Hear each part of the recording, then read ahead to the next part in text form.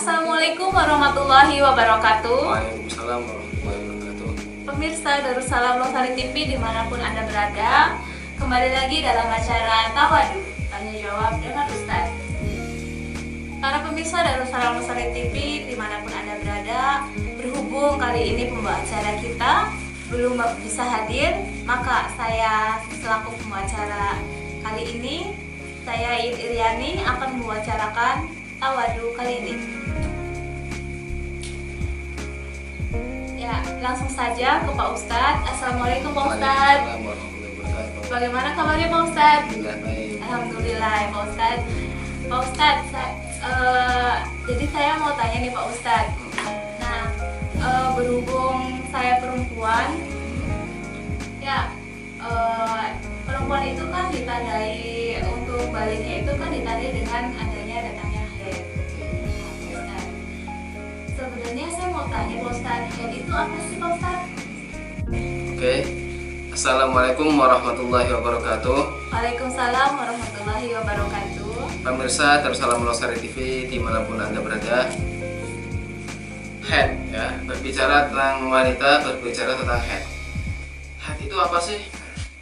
Haid secara bahasa as-sayalan ya. As-sayalan artinya darah yang mengalir ya. Dan secara fikih itu damu jibilatin yakhruju min aqsa rahimil mar'ah ala sabili sihah fi awqatin makhsusah ya. Darah yang keluar dari seorang perempuan ya, dalam waktu sehat, dalam keadaan sehat keluarnya di waktu-waktu tertentu, itu secara fikih. Nah, terus kenapa kok haid terjadi di seorang wanita?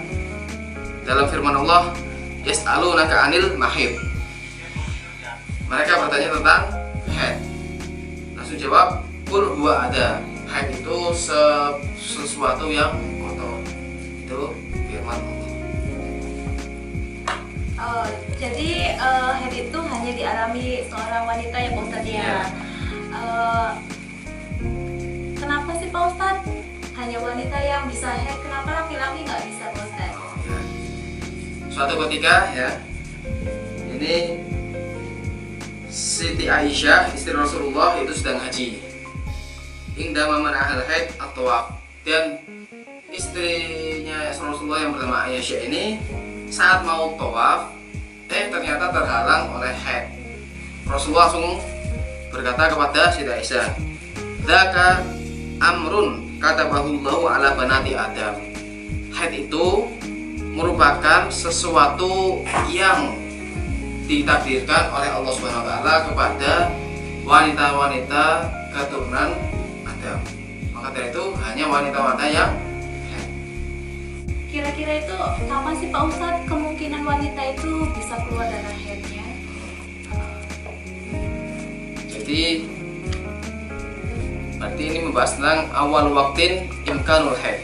Iya Pak Ustadz. Umur berapa sih wanita sudah bisa haid, sudah bisa Iya. dikatakan haid? Nah, dalam madzhab Syafi'i, umur yang bisa dikatakan dia haid itu minimal 9 tahun Komariah atau Hijriah ya, bukan Masehi, berarti pakainya tahun Komariah. Dan umumnya sampai umur 20 tahun itu pasti sudah haid. Kalau ada seorang wanita 20 tahun belum haid, itu jarang ya. Tapi bisa jadi ada wanita yang nggak haid sama sekali. Jadi minimal 9 tahun Komariah. Jadi Pak Ustadz, setelah wanita usianya 9 tahun, itu wanita berarti diwajibkan untuk melakukan ibadah seperti sholat, puasa, dan lain sebagainya Pak Ustadz ya? Iya, kalau dia sudah haid ya. Jadi iya. Begitu ya Pak Ustadz ya.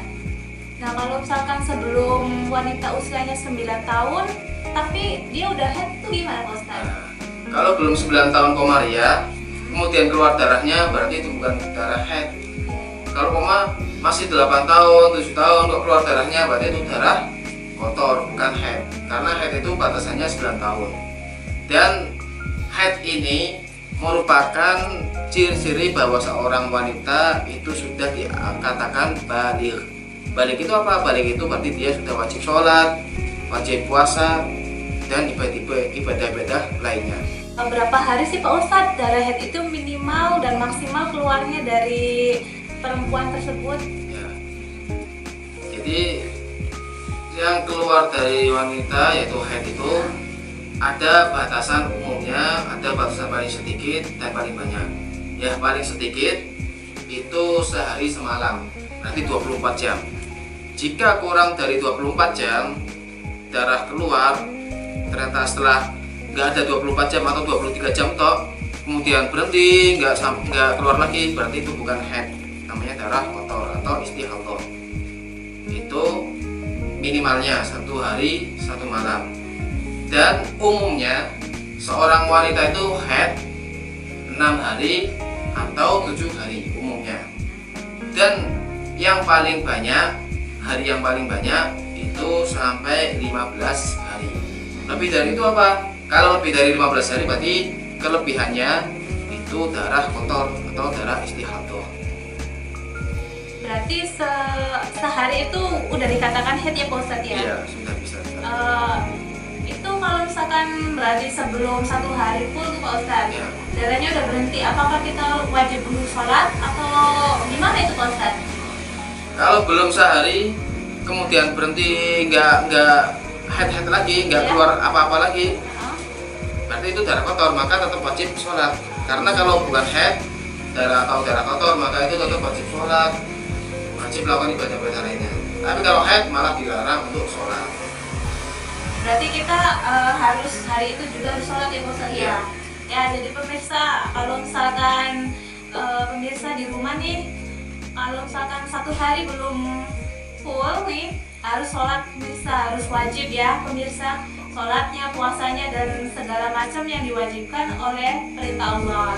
Itu ya Pak Ustadz ya? Iya. Betul. Yang penting Mama ini tanggal 1 keluar darahnya, nggak ada sehari sampai tanggal 15 nggak keluar darah lagi, berarti tanggal 1 yang keluar itu darah kotor. Tapi kalau ternyata tanggal 3-nya keluar lagi, tanggal 5-nya keluar lagi, digabungin ada sehari semalam, itu berarti darah haid. Berarti nanti kalau udah 15 hari berturut-turut seperti itu, berarti itu dikatakan darah kotor apa darah haid Pak Ustadz? Darah haid kalau keluarnya walaupun tanggal 1-nya itu cuma sedikit, nanti tanggal 2-nya sedikit sampai tanggal 15 itu dari darah haid. Kalau melebihi nih Pak Ustadz, kan tadi darah haid itu maksimal 15 hari ya Pak 15 Ustadz hari, ya? ya. Mungkin pemirsa juga pengen tahu ya pemirsa, lebih dari 15 hari itu berarti itu darah apa Pak Ustadz? Berarti itu darah istihadah atau darah kotor. Nah, kalau darah kotor sendiri itu biasanya kita diwajibkan untuk sholat ya Pak Ustadz? Tetap sholat. Oh, Yang tetap penting sholat. saat mau sholat berarti dibersihin dulu, kemudian disumpel biar nggak keluar darahnya saat mau sholat. Dan harus cepet-cepet wudhu, habis wudhu langsung sholat, jangan nunggu apa-apa, langsung sholat, selesai sholat udah, soalnya darahnya keluar terus. Nah, saya juga masih penasaran nih Pak Ustadz, sebenarnya itu apa sih Pak Ustadz perbedaan antara darah haid sama darah nifas Pak Ustadz? Oh iya, Ya. jadi yang keluar dari wanita bukan hanya darah haid, ada dari nifas. Nifas itu secara bahasa artinya melahirkan, dan secara fikih mempunyai arti adamu al-khariju akibal wiladah, darah yang keluar setelah melahirkan, itu nifas.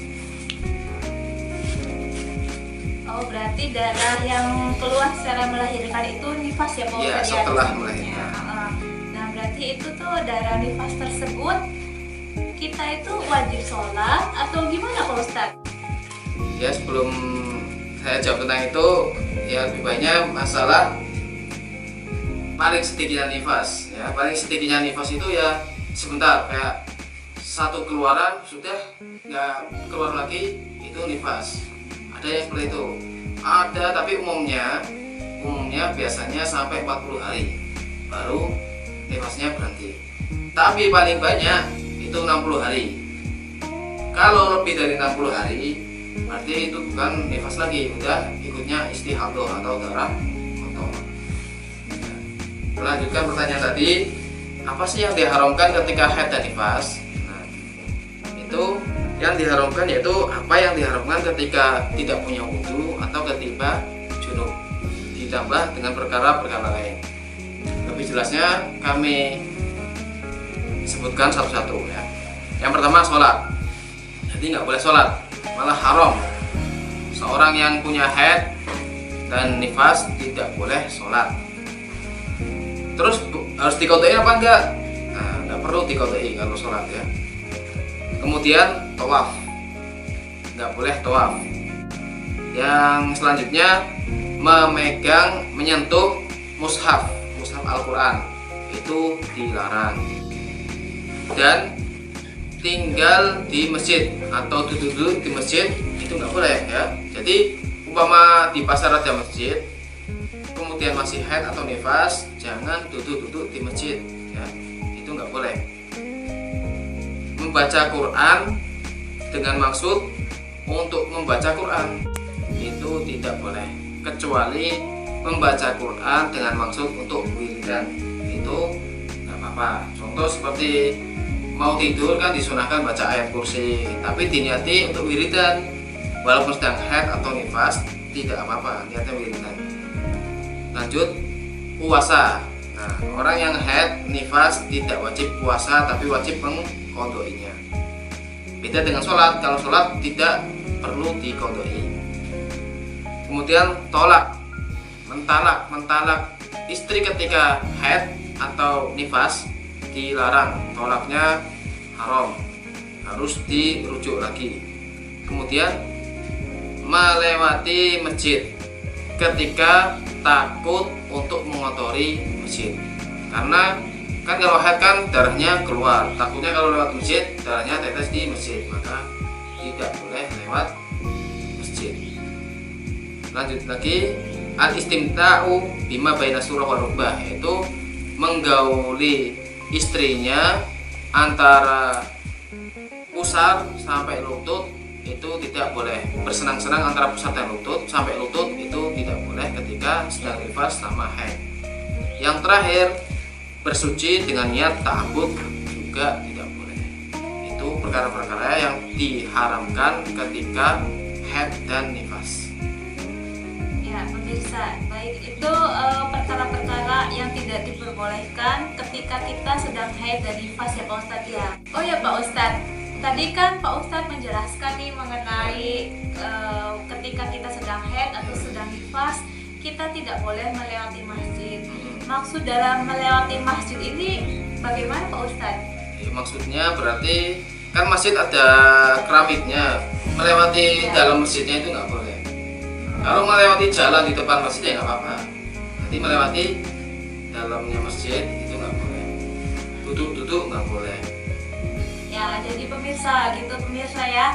Jadi ketika kita sedang haid atau nifas kita dilarang untuk memasuki masjid. Tapi kalau untuk berjalan untuk melewati masjid tersebut itu diperbolehkan. Begitu ya Pak Ustadz ya? Iya, kalau ada jalan di depan masjid, kan jalan bukan masjid. Nggak apa-apa. Iya. Kalau di halamannya juga boleh mungkin ya Pak Ustadz ya? Ya kalau halamannya ikut dalam kategori masjid ya nggak boleh. Oh, jadi nggak boleh ya Pak Ustadz Kalau ya? kategori masjid ya. Baik, cukup jelas ya pemirsa sampai di sini. Nah, oh ya Pak Ustadz, jadi begini Pak Ustadz, sebelum adanya Islam, wanita zaman dahulu itu ketika haid atau nifas diperlakukan seperti apa sih Pak Ustadz? Ya. Mungkin kita juga pengen tahu ya pemirsa ya. Ya. Jadi waqad kanatil Arab qabla Islam ya. Orang-orang Arab sebelum adanya Islam la yaquluna ma'al haid. Mereka itu laki-lakinya atau suami-suaminya tidak mau makan bersama wanita yang sedang haid walaupun itu istrinya. Wala yujalisuna, dan tidak mau duduk-duduk bersama mereka karena mereka menganggap wanita yang haid itu kotor, najis, nggak boleh dekat-dekat. Tuh. Faqala Rasul sallallahu alaihi wasallam hadil adat, dan Rasul menolak adat-adat orang Arab yang seperti ini. Bukan hanya Arab, bahkan orang-orang Eropa dahulu, orang-orang Amerika dahulu itu kalau wanita-wanita haid itu udah kayak kotoran lah, dijauhi, tidak mau makan bersama, tidak mau duduk bersama. Hatta innahu sallallahu alaihi wasallam yashrabu min su'ri Aisyah wa hiya haid. Sampai-sampai Rasulullah sendiri minum dari gelas bekas Siti Aisyah saat Siti Aisyah masih keadaan haid. Nah, itu menolak adat orang Arab dahulu yang menjauhi wanita yang sedang haid. Baik pemirsa, sebelum kita masuki kesimpulan hari ini, kita ada pertanyaan nih Pak Ustadz dari pemirsa di rumah. Ya. Pertanyaannya tapi di luar tema nih Pak Oh Ustadz. ya, nggak apa. Baik Pak Ustadz ya. Nah, ini datang dari Bu Miati.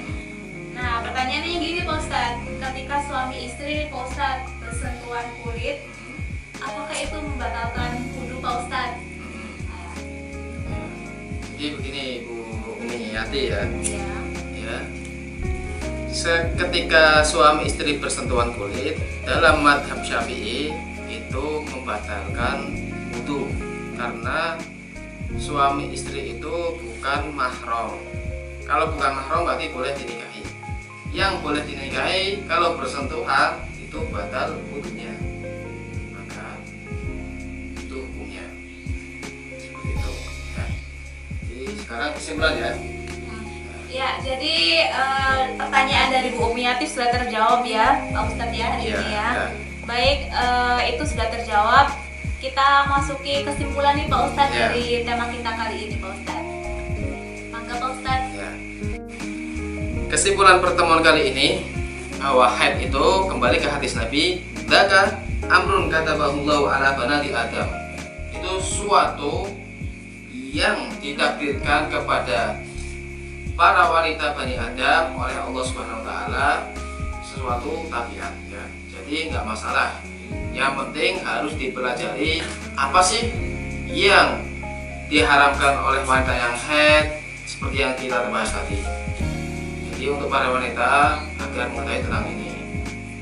Jika ada salah-salah kata atau keliru dalam penjelasan, mohon untuk koreksinya, dan jika benar itu semata-mata dari Allah Subhanahu wa taala. Wallahu a'lam bishawab. Pemirsa, demikian tadi penjelasan tentang haid dan nifas. Semoga kita bisa mengambil manfaat dan bisa mengambil hikmahnya dari acara ini. Insya Allah kita akan bertemu lagi di acara Tawadu Tanya Jawab dengan Ustadz. Wassalamualaikum warahmatullahi wabarakatuh. Waalaikumsalam warahmatullahi wabarakatuh.